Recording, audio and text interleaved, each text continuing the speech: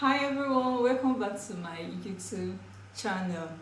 If you are new on my channel, if you're just seeing my video for the very first time, you're welcome to the Makoimen's channel, and I hope you hit the subscribe button. If you're a returning customer, you're welcome to my channel and welcome to today's episode of things I've learned since I went natural. So I'm going to be talking about some of the things and some of the lessons I've learned in the period of 3 years since I went natural. Let's just get right into this video.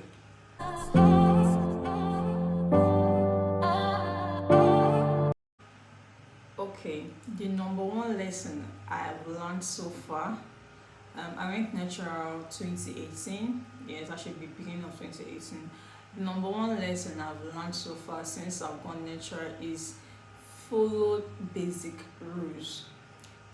There are extra steps that you would want to do that are not really necessary. If you're experimenting with those steps, fine and good, there's no problem.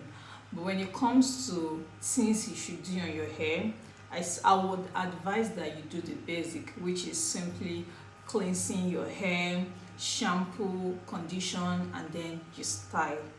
Then others which are also important that you should do is trimming of hair.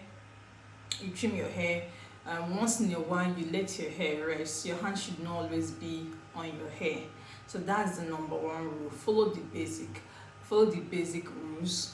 Go for simple procedures. Simple procedures are usually the best. They might look like it's just 3 steps to achieve whatever goal you want for your hair, but those 3 steps will go a long way because you're not overburdening yourself. At the same time, you're not overdoing, you're not doing too much on your hair.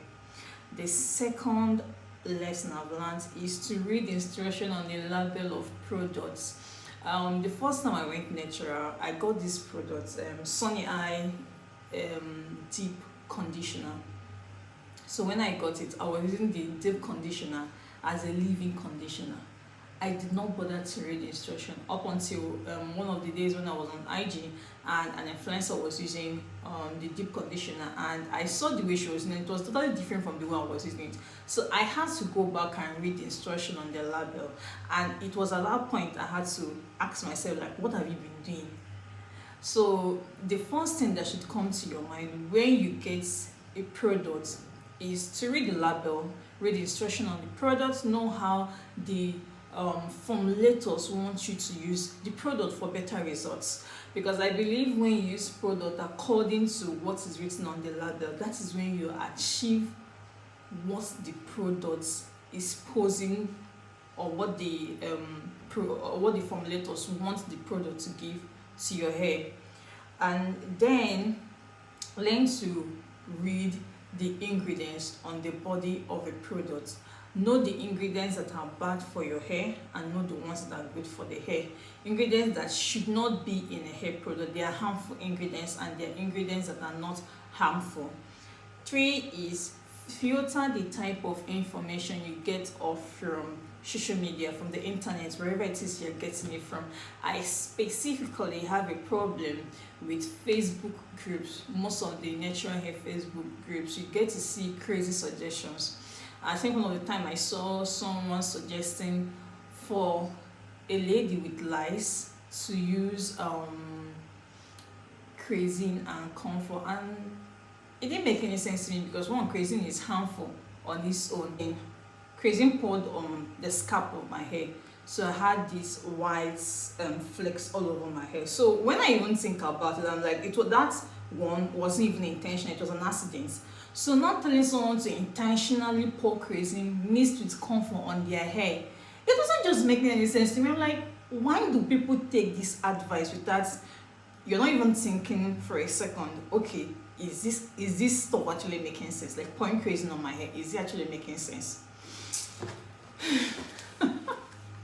The day I will sit and talk about most of the things I see on Facebook regarding hair growth, and most of the ridiculous adverts that I see regarding hair growth is going to come, but that would be a video on its own. It will be another video on its own. Okay, the fourth lesson I've learned is once it has to do with scalp issues, especially when you have dry scalp, oily scalp, when it has passed the borders of, oh, what can I do to the hair, or where can I get advice for the scalp issues, see a doctor. No matter how much you want to, rely on information via social media, that's Instagram, Facebook, most of these people are not doctors. Most of us get our knowledge from experience, personal experience as to what you've done to your hair that have worked for you. And secondly, most of us still get it from, journals written by medical doctors online. For me, I get them from journals written by medical doctors online. So I can be, just because I read journals by medical doctors about hair, it doesn't make me a medical doctor. If, for instance, I read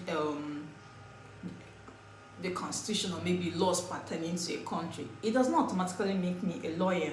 So I always tell people, when your scalp issue is over the board, is really bothering you, is a thing of concern, see a doctor. See a doctor, go and see a specialist, see a professional. It's for your own good. The whole doing lots and lots of DIY for a scalp problem might not even be the answer. The fifth one is people just have this mentality that an expensive product equals to effective results, and probably most of the times the products that are not really expensive do not equal to effective results. In as much as products are important, one is the technique. How are you applying the product? And two, how is this product formulated? See, I can just decide to produce anyhow shampoo and sell it out on my page because I have the influence to tell people, oh, this product I'm using is good, and I'm selling it for a ridiculous price. So buying an expensive product does not equal to you getting effective results. Although there are expensive products that give you effective results, and there are products that are even price friendly that still give you effective results. So the most important thing when it comes to selecting products is, one, I always read reviews online about the product. I read up the ingredients of the product. For instance, my scalp hates aloe vera. Aloe vera is good, but my scalp doesn't hates aloe vera. My scalp reacts so much to tea tree oil. So things that contain tea tree, that contains aloe vera, I don't use them. Even if I'm going to use them, I don't use them on my scalp. I use them on my hair.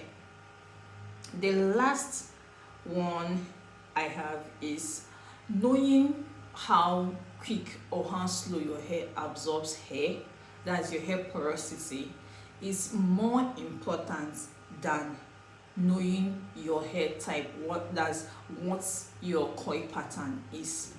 So up until today, I don't know my exact coil pattern. I know it's probably a 4A, whatever, maybe 4B, C, Z, whichever one it is.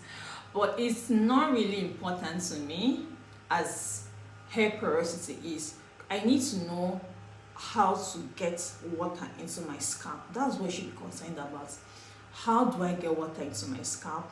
How do I get my hair to remain, hydrated, to remain moisturized, and the rest? So hydration and moisturizing, when the hair is feeling or your hair is soft, comes from the fact that your hair can absorb water. So if you're natural or you're planning to go natural, and the first thing in your mind is, oh, what's my coil pattern? Is it a 4A? Is it a 4B? Redirect your thoughts to how fast or how do I get my hair to absorb water? How quickly can my hair retain water? Do my hair become dry easily? How do I fix this? These are the things that you should be bothered about. Hair type should be secondary.